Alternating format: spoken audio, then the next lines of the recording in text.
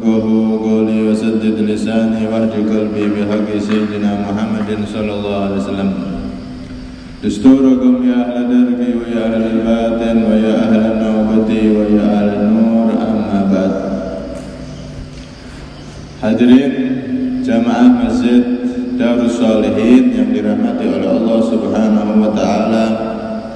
Alhamdulillah, kita semua kembali ditakdir oleh Allah Subhanahu wa taala untuk bisa hadir di majelis yang mulia ini, di masjid yang penuh berkah ini, untuk sama-sama mengkaji ilmunya Nabi sallallahu alaihi wasallam, yang mana Nabi sallallahu alaihi wasallam beliau mengatakan, man kharaja min baitihi li talabil ilmi kana fi sabilillahi hatta yarji'a, kama qala Nabi sallallahu alaihi wasallam. Barang siapa yang keluar dari rumahnya tujuannya untuk mencari ilmu, apalagi majlis ilmunya adalah di dalam masjid, yang mana dikatakan Rasulullah khairul bilad ahabbul biladi ilallahi masajiduha, paling dicintai oleh Allah tempat di muka bumi ini adalah masjid. Majlis ilmunya di masjid, maka pahalanya berlipat ganda. Barang siapa yang keluar dari rumahnya tujuannya untuk mencari ilmu, apalagi di masjid, maka orang tersebut tertulis fi sabilillah, seperti orang yang bertempur membela agama dan bangsa, seperti orang yang berjuang sebagaimana para pejuang dahulu memperjuangkan negara tercinta ini. Pahala yang mereka dapat kita dapatkan, dapat kita hasilkan tatkala kita keluar dari rumah niatnya cari ilmu, niatnya menghidupkan ilmunya Nabi SAW. Hadir di majelis yang semacam ini, itu seakan-akan kita ikut berjuang, pahalanya seperti orang-orang para pejuang dahulu. Alhamdulillah. Karena itu majelis yang semacam ini adalah cara kita dan kasih sayang dari Allah serta dari Rasulullah agar kita umatnya Nabi ini dapat pahala yang bermacam-macam. Pahala berjuang dapat, pahala haji dapat, pahala lain-lainnya dapat, semua dapat kita raih dengan kita hadir di majelis ilmunya Nabi Muhammad SAW seperti majelis pada malam hari ini. Karena itu kita bersyukur kepada Allah, kita dijadikan orang-orang yang bisa hadir di majelis-majelis yang semacam ini, dan semoga kita diberi istiqomah, diberi panjang umur, sehat walafiat beserta seluruh keluarga kita. Amin Allahumma amin. Hadirin yang dirahmati oleh Allah Subhanahu wa taala, kita masuk pada hikmah dari Al-Imam Ibni Athaillah As-Sakandari yang ke 62. Radhiyallahu anhum wa qala radhiyallahu anhu. Beliau berkata, man lam yashkurin ni'am faqad ta'arrada li zawaliha wa man syakaraha faqad qayyadaha bi'iqaliha. Man lam yashkur, barang siapa tidak mensyukuri an-ni'am, nikmat-nikmatnya Allah, maka berarti faqad ta'arrada, dia berarti mempersiapkan dirinya li zawaliha, untuk hilangnya nikmat-nikmat tersebut. Wa man syakaraha, sebaliknya barang siapa mensyukuri nikmat-nikmat tadi, faqad qayyadaha bi'iqaliha, maka benar-benar dia telah mengikat erat nikmat tersebut dengan tali kekangnya. Ibarat kuda liar ibarat kuda itu supaya bisa dikendalikan harus pakai kekang kuda. Ya. Kalau kita naik kuda itu bisa mengarahkan belok kanan, belok kiri, lari ataupun jalan biasa, itu kan pakai kekang kudanya itu. Nah, nikmat dari Allah itu ibarat kuda tunggangan seperti itu. Zaman dulu tidak ada kendaraan yang lebih cepat daripada kuda. Kuda itu kendaraan yang paling istimewa, apalagi kudanya kuda balap, kuda yang super kuat. Oh, itu kuda istimewa itu. Pacuannya semakin cepat, larinya semakin kenceng, semakin mahal kuda tersebut. Nah, kuda itu bisa kita gunakan untuk sampai ke tujuan dengan cara apa? Ada kekangnya, kekang kudanya itu. Kalau tidak ada kekang kuda itu, maka tidak akan bisa kita mengendalikan kuda tersebut. Bahkan si penunggang kuda siap-siap dia akan jatuh dan bisa terluka. Na'udzubillah min dzalik. Begitu juga nikmat dari Allah. Nikmat yang telah diberikan oleh Allah kepada kita ini, itu harus kita gunakan dengan baik, dengan cara bersyukur kepada Allah Subhanahu wa taala, yang mana syukur kepada Allah ini adalah ibarat tali kekang nikmat tersebut agar tetap bisa kita kendalikan dan tetap bisa kita manfaatkan sebagaimana kuda tadi itu. Nah, karena itu di sini beliau mengingatkan orang yang mensyukuri nikmat Allah, maka berarti menjadikan nikmat tersebut akan tetap. Sebaliknya orang yang tidak mensyukuri nikmat Allah, maka berarti dia membiarkan nikmat tersebut akan segera hilang. Sebagaimana Allah Subhanahu wa taala di dalam Al-Qur'an yang sering dibaca, la in syakartum la azidannakum wa la in kafartum inna adabi lasyadidun. Inna adabi lasyadid. La in syakartum, jika kalian mensyukuri nikmat-nikmat dari aku, kata Allah, la azidannakum, aku akan pasti menambahkan nikmat tersebut. Wala in kafartum, tapi jika kufur, dikasih nikmat ternyata tidak terima kasih sama Allah, malah nikmat itu dijadikan maksiat kepada Allah. Contoh sekarang momen kita dikasih nikmat, mengenang nikmat besar kemerdekaan, harusnya bersyukur, dibuat acara-acara yang mendatangkan ridhonya Allah. Tidak jarang pula dari saudara-saudara kita sebangsa yang lupa akan nikmatnya Allah, ketika hari kemerdekaan malah dibuat joget-jogetan dan mabuk-mabukan. Na'udzubillah min dzalik. Maka hal-hal yang semacam ini bisa menghilangkan kenikmatan nantinya. Karena itu Allah Subhanahu wa taala itu tidak akan pernah merubah nikmat yang telah diberikan selama mereka belum merubah. Innallaha la yughayyiru ma biqaumin hatta yughayyiru ma bi anfusihim. Innallaha la yughayyiru, sesungguhnya Allah tidak akan merubah ma biqaumin, sesuatu yang ada pada satu kaum. Apa maksudnya itu?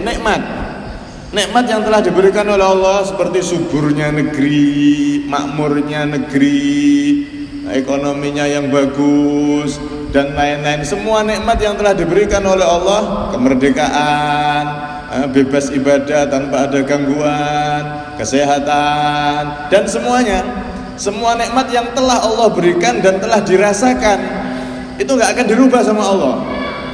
Kecuali apa? Hatta yughayyiru ma bi anfusihim, sampai mereka sendiri yang merusak nikmat tersebut, merubah nikmat tersebut dengan bermaksiat kepada Allah Subhanahu wa taala. Ini ayat ini sebetulnya maknanya seperti itu. Allah tidak akan merubah nikmat satu kaum yang ada pada satu kaum, desa, kecamatan, kabupaten, bahkan satu negeri. Nikmat yang telah Allah berikan tidak akan dirubah sama Allah sampai mereka merubah nikmat tersebut, menghilangkan nikmat tersebut, dengan bermaksiat kepada Allah. Akhirnya nikmatnya dicabut satu persatu oleh Allah Subhanahu wa taala. Na'udzubillah min dzalik. Berapa banyak yang dulunya negeri merdeka tapi ternyata sekarang jadi negeri yang terjajah. Berapa banyak negeri yang dulunya maju tapi sekarang gara-gara mereka kufur penduduk negeri tersebut mengkufuri nikmat Allah, akhirnya jadi negeri yang paling miskin di dunia. Na'udzubillah min dzalik. Ini ayat itu maknanya sebetulnya seperti itu, tapi kadang-kadang yang sering kita dengar itu innallaha la yughayyiru ma biqaumin hatta yughayyiru ma bi anfusihim. Itu diartikan Allah tidak akan merubah nasib satu bangsa kecuali dia yang merubah sendiri. Sebetulnya maknanya bukan seperti itu. Allah tidak akan mencabut nikmatnya, tidak akan merubah nikmat yang telah diberikan. Justru Allah akan nambah itu, akan ditambahi kenikmatan dari Allah SWT sampai mereka sendiri yang berubah. Mau ditambahi sama Allah malah tidak mau. Kenapa kok tidak mau? Karena dibuat maksiat kenikmatan-kenikmatan tersebut. Karena itu para ulama mengajarkan kita bahwasanya syukur itu adalah terbagi menjadi 3 ya. Ada kalanya syukur bil lisan. Syukur itu dengan ucapan, membaca alhamdulillah, baca zikir, keluar dari lisan kita kata-kata yang tidak menyakiti siapapun. Itu termasuk mensyukuri nikmat. Ya, syukur dengan lisan, tidak pernah menghina orang, tidak pernah memfitnah orang. Yang keluar dari lisan kita kata-kata yang baik, kata-kata yang manfaat, yang tidak pernah menyakiti siapapun. Ini berarti orang yang bersyukur dengan lisannya. Atau kita menceritakan nikmat yang telah diberikan oleh Allah. Fa amma bi ni'mati rabbika fahaddis wa amma bi ni'mati rabbika fahaddis. Dan dengan nikmat dari Tuhanmu fahaddis, cerita-ceritakan. Jadi kita itu boleh Pak menceritakan nikmat yang kita dapatkan dari Allah, itu boleh diceritakan sama anak kita, diceritakan sama keluarga kita. Biar apa? Biar tambah syukur sama Allah. Niatnya bukan untuk pamer. Ceritakan sama muridnya, ceritakan sama temannya, saya dapat nikmat dari Allah ini. Niatnya bukan untuk pamer, tapi biar nambah syukur kepada Allah Subhanahu wa taala. Asal tidak ada niat pamer tadi itu termasuk juga mensyukuri nikmat Allah dengan lisan. Intinya lisan kita, lidah kita tidak mengeluarkan satu huruf pun kecuali yang mendatangkan ridho Allah Subhanahu wa taala. Termasuk syukur bil lisan ya, tangan kita ini tidak menulis satu status tulisan di media sosial satu huruf pun kecuali huruf yang kita tulis dengan tangan kita pakai HP itu mendatangkan ridho dari Allah Subhanahu wa ta'ala. Ini orang yang bersyukur dengan lisannya. Kemudian ada syukur yang kedua, yaitu syukur bil janan, mensyukuri nikmat Allah dengan hati. Hati kita sadar 100% semua nikmat yang kita rasakan, baik kesehatan, baik luasnya rezeki, baik lancarnya pekerjaan, semua itu adalah dari Allah. Bukan karena kehebatan kita dalam berdagang, bukan karena kelincahan kita dalam ekonomi, dalam usaha, bukan. Tapi hati kita, yang ada di hati kita, semua hasil yang aku dapat ini dari Allah. Bukan dari usahaku, bukan dari tokoku, bukan dari jualanku, bukan dari kelincahanku, bukan. Ini semua dari Allah. Hatinya itu isinya seperti itu. Kalau sudah seperti itu, ini berarti orang yang bersyukur kepada Allah dengan hatinya. Kenapa seperti itu Pak? Karena penting ya. Orang meyakini dalam hati semua kesuksesan yang dia raih itu dari Allah, sama orang yang di hatinya ada campur-campuran. Ya saya sukses ya karena saya hebat, saya kaya karena saya dagangnya pinter. Itu nanti beda hasilnya. Orang yang seperti ini cenderung nanti jadi sombong. Orang yang seperti ini cenderung nanti malah lupa kepada Allah Subhanahu wa ta'ala. Tapi kalau di hati itu isinya penuh semua yang aku dapat, prestasi, kesuksesan apapun, kekayaan apapun yang telah didapat, semua itu adalah fadlun minallah, anugerah dari Allah Subhanahu wa ta'ala. Kalau di hati sudah seperti itu, ini namanya orang yang mensyukuri nikmat Allah dengan hatinya. Nabi Musa pernah bertanya, "Ya Rabb, kaifa yashkuruka Adam?" Wahai Allah, bagaimana Nabi Adam itu bisa mensyukuri nikmat-nikmat-Mu ya Allah. Dia adalah satu-satunya manusia yang bisa hidup di dua dimensi. Dia pernah di surga, nikmat yang tidak bisa dibayangkan surga itu.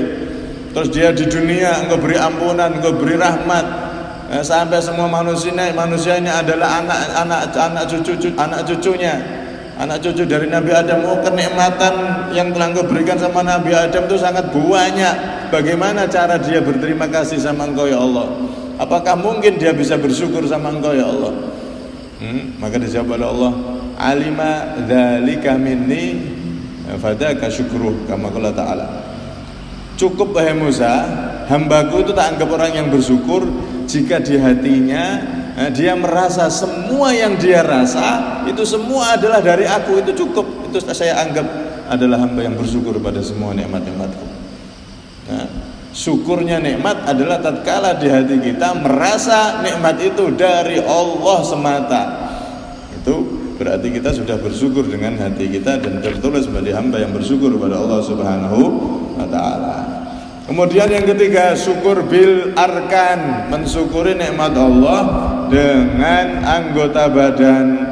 Nah, Al-Imam Abu Hazim beliau pernah ditanya, wahai Imam, mensyukuri dengan anggota tubuh itu bagaimana? Bagaimana kita mensyukuri nikmat Allah dengan mata kita itu bagaimana? Maka dijawab oleh Imam Abu Hazim, idza ra'aita bima khairan a'lantahu wa idza ra'aita bima syarran satartahu. Wahai orang, jika kamu pengen mensyukuri nikmat Allah dengan mata, maka ketika kamu melihat sesuatu yang bagus, yang baik, maka kamu tampakkan sesuatu yang baik tersebut. Jika engkau melihat sesuatu yang jelek, kamu tutupi sesuatu yang jelek tersebut. Kemudian bagaimana cara mensyukuri dengan telinga? Jadi kalau ada yang baik dilihat, kalau yang jelek tutupi, mata kita tutupi, jangan dilihat. Itu namanya syukur dengan mata. Kalau syukur dengan telinga bagaimana wahai Imam? Maka dengarkan sesuatu yang baik, yang mengingatkan kepada Allah, yang bermanfaat, dan tutup telingamu dari sesuatu yang menjadikan jauh dari Allah Subhanahu wa ta'ala, seperti kata-kata kotor, gosip, dan lain-lain, dan seterusnya. Walhasil semua tubuh kita dari ujung kepala sampai ujung kaki kita gunakan untuk meraih ridhonya Allah Subhanahu wa ta'ala, digunakan di dalam kebaikan. Ini terhitung menjadi hamba yang bersyukur dengan seluruh tubuhnya, anggota tubuhnya. Pernah satu ketika Rasulullah SAW beliau mengatakan, ashkarun nasi lillah ashkaruhum linnas. Orang yang paling bersyukur kepada Allah adalah orang yang paling berterima kasih kepada manusia yang menjadi perantara nikmat itu sampai kepadanya. Ini termasuk mensyukuri nikmat Allah itu terima kasih sama orang yang menjadi perantara nikmat tersebut sampai kepada kita. Makanya kalau orang Jawa itu kan ngeten ya, dikasih matur suwun, terima kasih dan seterusnya. Itu termasuk bentuk syukur kepada Allah. Terima kasih kepada manusia yang menjadi perantara sampainya nikmat tersebut.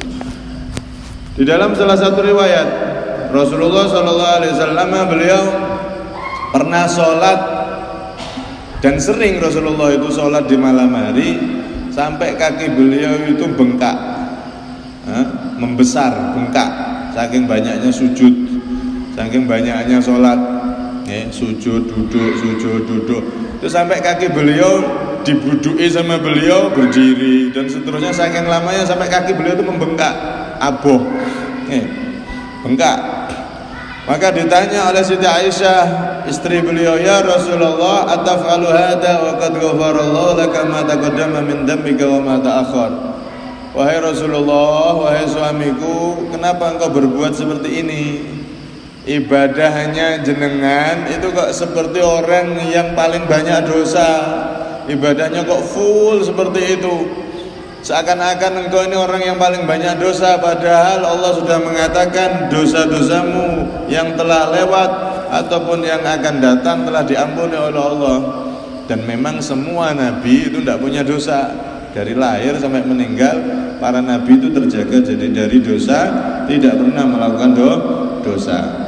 Adapun kalau ada nabi yang melakukan kesalahan itu dalam keadaan lupa, seperti Nabi Adam makan buah khuldi, dilarang makan buah khuldi kok malah makan buah khuldi, itu berarti kan dosa, melanggar perintah Allah. Enggak dosa. Kenapa? Walam najidillahu azma, kata Allah di Al-Quran itu.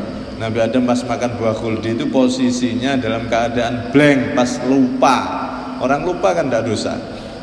Sampean puasa Ramadan lupa, ya, makan minum es sampai kenyang, lupa kalau puasa, ya enggak dosa. Wong lupa, manusia memang diberi lupa oleh Allah, termasuk para nabi. Nah, kalau ada cerita-cerita nabi kok melakukan kesalahan, itu sebetulnya bukan dosa, itu dalam keadaan lupa. Karena para nabi itu terhindar dari segala dosa. Mereka adalah makhluk yang dipilih oleh Allah menjadi utusan-utusannya. Para nabi itu, para rasul itu. Nah, Rasulullah ditanya, wahai Rasulullah, engkau kan sudah jadi nabi, jadi rasul, tidak mungkin punya dosa. Kenapa ibadahmu kok seperti ini? Kayak orang yang baru tobat dari maksiat yang paling besar. Ibadahmu kok banyak seperti ini, wahai Nabi. Kok sampai kakimu bengkak, wahai Rasulullah? Maka dijawab oleh Nabi apa? Afala akunu abdan syakura. Tidakkah aku ini seharusnya memang begitu, wahai Aisyah, menjadi hamba yang banyak syukur kepada Allah Subhanahu wa ta'ala. Semakin seorang hamba itu dikasih nikmat oleh Allah, sebetulnya dia harus semakin syukur sama Allah. Bukankah aku ini adalah manusia yang paling banyak diberi nikmat oleh Allah, wahai Aisyah? Dijadikan Rasulullah makhluk yang paling dicintai oleh Allah, derajat beliau paling tinggi di sisi Allah. Semua derajat, semua kemuliaan dikasihkan kepadaku, wahai Aisyah. Maka tidakkah aku menjadi hamba yang harusnya paling banyak ibadah, paling banyak bersyukur kepada Allah Subhanahu wa ta'ala. Nah, ini Rasulullah, okay? Masya Allah, Masya Allah Muhammad. Karena itu mensyukuri nikmat Allah ini adalah bentuk tali kekang nikmat tersebut, agar nikmat itu bisa kita manfaatkan dan kita tetap bisa mengendalikan nikmat tersebut, tidak hilang dan tidak lepas dari kita. Ada satu cerita di mana Imam Siri As-Sakoti saat itu sedang bermusyawarah sama orang-orang, membahas tentang apa itu syukur. Syukur itu apa ya? Dibahas. Nah, intinya syukur yaitu tadi, menggunakan semua nikmat Allah untuk meraih ridho Allah. Mata, kaki, kepala, telinga, lisan, semuanya digunakan untuk hal-hal yang baik, yang sekira Allah senang. Kalau tidak senang, tidak dilakukan. Ini namanya syukur, melakukan segala hal yang membuat senangnya Allah. Nek sekira Allah nggak senang, nggak dilakoni. Ini syukur. Dibahas sama beliau panjang lebar tentang syukur. Nah, di situ ada seorang pemuda yang masih muda saat itu. Umurnya baru 7 tahun. Pemuda itu namanya Al-Imam Junaid. Imam Junaid saya itu masih umur 7 tahun, masih kecil. Imam Siri As-Sakoti, ada anak kecil di sebelahnya, ditanya, "Hei anak, kalau menurut kamu syukur itu apa?" Lihat ini, bagaimana seorang ulama besar mau mengambil nasihat dari seorang anak kecil. Imam Siri As-Sakoti saat itu ulama besar, ulama terkenal, bukan hanya di daerahnya, ke seluruh penjuru terkenal tuh Imam Siri As-Sakoti itu. Ulama besar, orang soleh, bahkan termasuk waliun min auliyaillah, walinya Allah, terkenal sudah. Ketika membahas syukur, ada anak kecil ditanya, "Wahai anak kecil, kalau menurut kamu gimana? Syukur itu apa ya?" Siapa tahu ada jawaban yang lain dari yang kita bahas tadi. Masya Allah. Akhirnya dijawab oleh anak kecil tersebut, umur 7 tahun. Yang tak lain adalah tadi Imam Junaid. Apa jawaban beliau? Asyukru alla yu'sallahu bini'amih. Yang namanya syukur itu adalah Allah tidak dimaksiati dengan nikmatnya. Artinya kita tidak menggunakan nikmat Allah untuk bermaksiat. Itu namanya syukur. Nah, maka saat itu Imam Syirasakoti mendengar jawaban itu, beliau pun merasa mendapat nasihat yang luar biasa. Syukur adalah Allah Subhanahu wa taala tidak dimaksiati dengan nikmatnya. Itu namanya syukur. Artinya nikmat itu kita gunakan untuk meraih ridhonya Allah Subhanahu wa taala. Yang jelas kalau kita dikasih nikmat oleh Allah, pandai-pandai menggunakan nikmat tersebut, kita syukuri agar nikmat itu tidak hilang. Satu cerita penutup diceritakan oleh guru kita Al-Habib Taufik bin Abdul Qadir Segaf, semoga beliau panjang umur sehat walafiat. Beliau pernah cerita sama kita orang gini, dulu itu ada orang kaya raya, rumahnya megah, istrinya cantik. Saat itu pas dia mau makan bareng istrinya, makan bareng. Pas mau makan, asik-asiknya mau makan, di tengah-tengah makan ada ketok-ketok tok tok tok tok tok. Minta Pak, minta, saya lapar. Akhirnya dia saking mangkelnya, baru mau nyicip makanan enak, malah selera saya hilang ini. Akhirnya dibuka pintunya, diusir itu orang yang minta-minta itu. Kamu tidak tahu apa? Minta-minta di waktu yang nggak tepat. Saya ini di dalam lagi makan sama keluarga saya, sama istri saya. Orang lagi asik-asik makan, ini saya jadinya tidak mood ini gara-gara kamu. Dibentak-bentak, suruh pergi. Subhanallah, setelah itu Pak, orang ini usahanya semakin mundur. Akhirnya bangkrut, banyak utang sana, utang sini, rumahnya sampai terjual, istrinya langsung akhirnya tumpes sudah orang ini. Semakin lama semakin habis, artinya sampai habis, utangnya banyak, akhirnya sampai cerai sama istrinya. Akhirnya sampai terlunta-lunta dia, jadi pengemis ke sana kemari, jadi pengemis. Setelah sekian tahun, yang semula kaya raya berubah jadi pengemis. Usahanya tadi itu semakin hilang. Kemudian orang ini ngemis. Orang yang awalnya kaya ini tadi jadi pengemis, ke sana kemari, ditolak-tolak, di pintu sana pintu sini tolak-tolak, sampai ketemu rumah yang bagus, rumah yang megah. Akhirnya dia ke situ, tok, minta apa? Saya lapar. Di dalam rumah pas suami sama istri juga mau makan, tapi si suaminya ini beda sama yang tadi.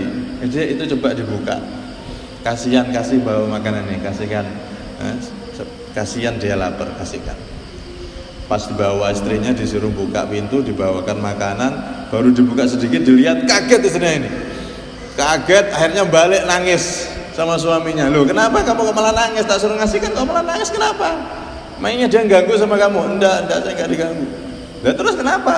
Kamu baru buka sedikit, lihat kok langsung nangis, kenapa? Wahai suamiku, maaf ya, kamu tahu ternyata yang ngemis itu adalah suami saya yang dulu sebelum saya menikah sama kamu. Oh, terus suaminya ngomong, kamu tahu saya ini adalah apa? Orang yang dulu ngemis di rumah yang sana itu. Berarti itu rumahmu yang dulu. Iya, sama saya di sana di daerah. Oh, saya dulu yang ngemis, yang jadi pengemis, yang diusir itu saya dulu. Sekarang sudah berubah. Yang dulunya kaya raya dan pengemis, akhirnya dirubah sama Allah posisinya. Yang kaya jadi pengemis, yang pengemis jadi kaya. Istrinya dijadikan bonus sama Allah, jadi istrinya sekalian. Masya Allah. Kenapa seperti ini? Karena orang tersebut tidak syukur. Orang yang tidak syukur itu berbahaya, orang yang pertama tadi itu. Karena itu kalau kita diberi kelebihan apapun dari Allah, kekayaan, jabatan dan lain-lain, maka gunakan itu sebaik-baiknya untuk mengabdi kepada umatnya Nabi Muhammad SAW. Yang kaya perhatian sama yang tidak punya, perhatian sama masjid, perhatian sama. Gunakan kekayaan itu untuk meraih senyumnya Rasulullah, untuk meraih ridhonya Allah Subhanahu wa Ta'ala. Yang punya jabatan, gunakan jabatannya untuk meraih senyumnya Nabi Muhammad SAW, dengan memperhatikan rakyatnya, ini kemakmurannya, jalannya dihalusin dan seterusnya. Ini bentuk syukur terhadap jabatan seperti itu. Jangan undur-undur, kasihan.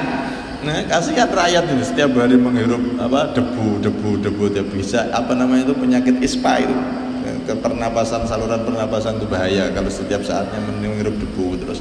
Nah, semoga kita semua yang kaya dan para pejabat kita diberi taufik oleh Allah, diberi kekuatan oleh Allah untuk bisa menjalankan nikmat-nikmat yang telah diberikan oleh Allah itu, dijadikan nikmat itu semua meraih ridho Allah Subhanahu wa taala. Yang kaya dijadikan orang kaya yang dermawan, yang bersyukur, dan yang pejabat juga dijadikan orang-orang yang mengemban jabatannya dengan mengayomi rakyatnya sehingga tertulis seperti pejabat-pejabat yang ahli bersyukur kepada Allah Subhanahu wa taala. Amin Allahumma amin. Dan semoga kita semua termasuk juga orang-orang yang bersyukur kepada Allah, menggunakan umur kita, menggunakan waktu kita untuk selalu beribadah kepada Allah Subhanahu wa taala, untuk selalu menuntut ilmu semacam ini agar kita benar-benar tertulis juga menjadi orang-orang yang bersyukur atas nikmat umur, nikmat kehidupan, dan semua nikmat yang telah diberikan oleh Allah Subhanahu wa taala. Amin Allahumma amin. Dan semoga kita kelak bisa berkumpul dengan orang yang paling banyak syukurnya, yaitu Rasulullah SAW di surganya Allah Subhanahu wa taala. Amin Allahumma amin. Kurang lebihnya minta maaf. Hada minni wal afu minkum. Assalamualaikum warahmatullahi